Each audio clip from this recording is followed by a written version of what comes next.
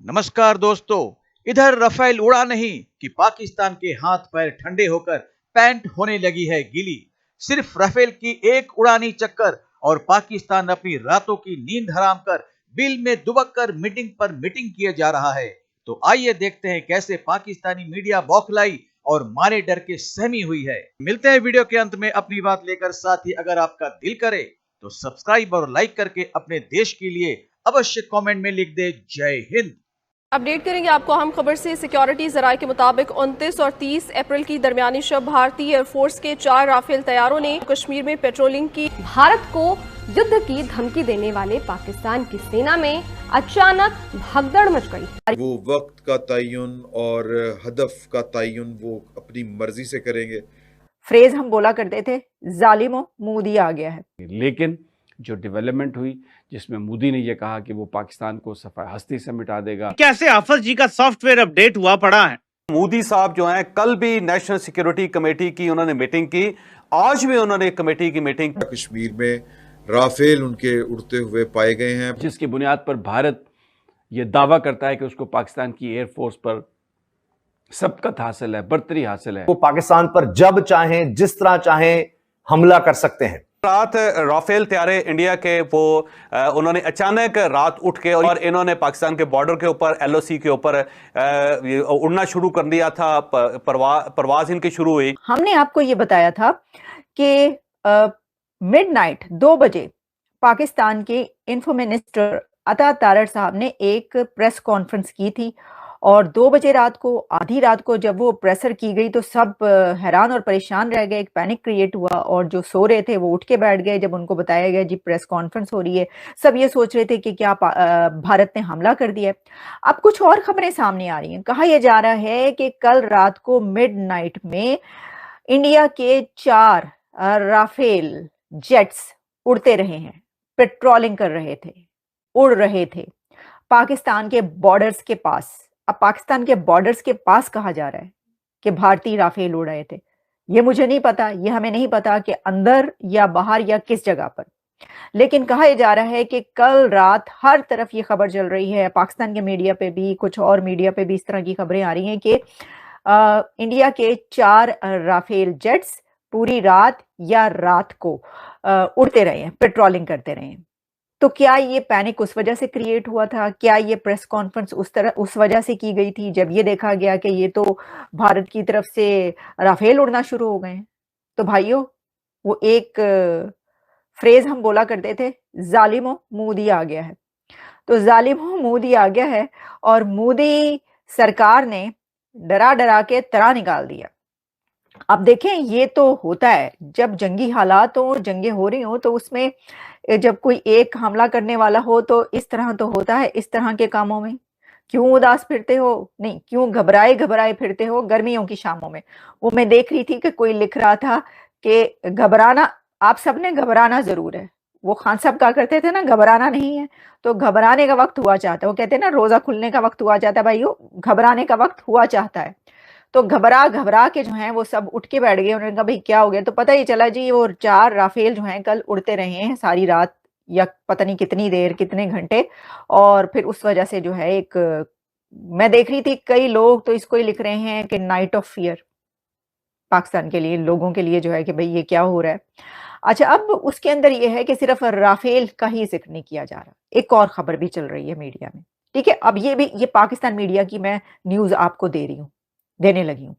वो ये है कि कहा यह जा रहा है कि तो होगा ये कि भारत जब हमला कर देगा तो उसके बाद वो जैमर्स, कोई भी ऐसी जेट्स या जो भी उड़ने के लिए जाएगा तो वो जो है वो काम नहीं कर पाएगा। पता नहीं GPS जो है वो उसको बंद कर देगा, हर चीज कंट्रोल कर लेंगे वो जैमर्स। तो पाकिस्तान जवाबी हमला कर ही नहीं सकेगा। पाकिस्तान जवाब ही नहीं दे सकेगा उन जैमर्स की वजह से जो कि हैवी जैमर्स लगाए गए हैं बॉर्डर्स पर। अच्छा, तो फिर तो छुट्टी, फिर तो वेरी गुड, आपको तो कोई करने की जरूरत ही नहीं। फिर तो आप कह दें कि भाई वो जैमर्स लग गए तो हम हमले का जवाब कैसे दें। मतलब आप ये कहना चाह रहे हैं? मुझे दिस इज अनबिलीवेबल, लेकिन मुझे समझ नहीं आई। ये बात मैं आपको पाकिस्तान मीडिया से ही बता रही हूँ।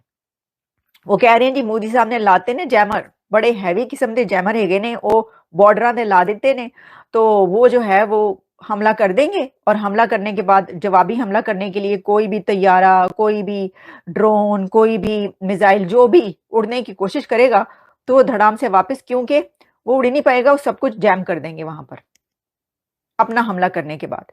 अब अगर तो उनके पास ऐसी कोई टेक्नोलॉजी है भारत के पास, भाई तो फिर तो वाह, तालियां, इतनी जबरदस्त उनके पास टेक्नोलॉजी है तो फिर तो कोई भी उनके पर कभी भी हमला नहीं कर सकता।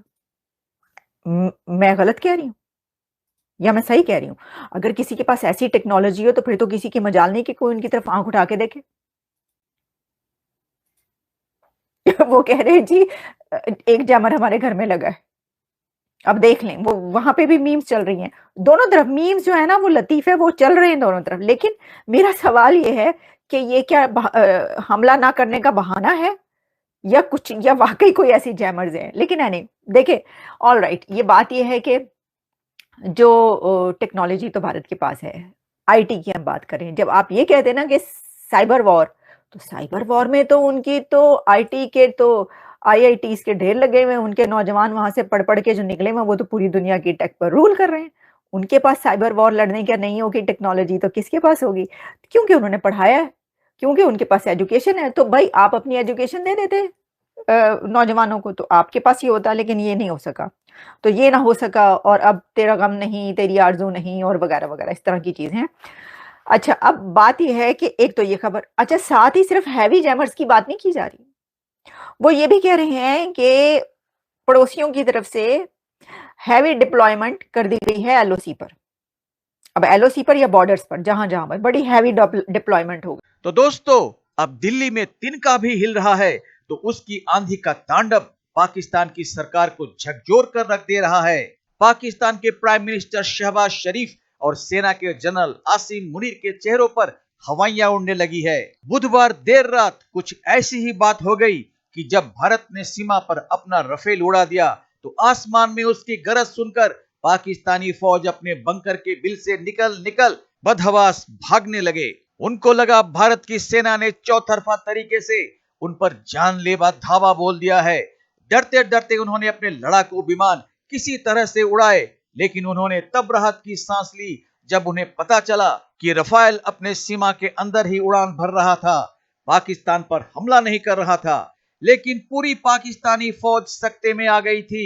उनको पता चल चुका है कि पीएम मोदी से उनको पूरी छूट मिल चुकी है कि सेना अपनी सूझबूझ के अनुसार कुछ भी कर सकती है। दहशतगर्दी को फैलाने वाला पाकिस्तान खुद रफेल के दहशत को बर्दाश्त नहीं कर पा रहा है, दुम दबाकर भाग रहा है। और ये पाकिस्तानी इतने मूर्ख हैं कि बात बात पर एटम बम की धमकी देते रहते हैं। कहते हैं हम एटमी ताकत हैं। अरे मूर्खो, पाकिस्तान के पास एटम बम है तो भारत के पास तुमसे बहुत पहले से एटम बम है और तुमसे ज्यादा एटम बम है। अचानक से एटम बम चला देना आसान नहीं होता है, नहीं तो आज तक सभी जंगों में एटम बम चल गए होते। लेकिन 1945 में जापान के बाद से आज तक एक भी एटम बम नहीं चला। तो आज बस इतना ही, मिलते हैं अगली वीडियो में, तब तक जय हिंद, जय भारत।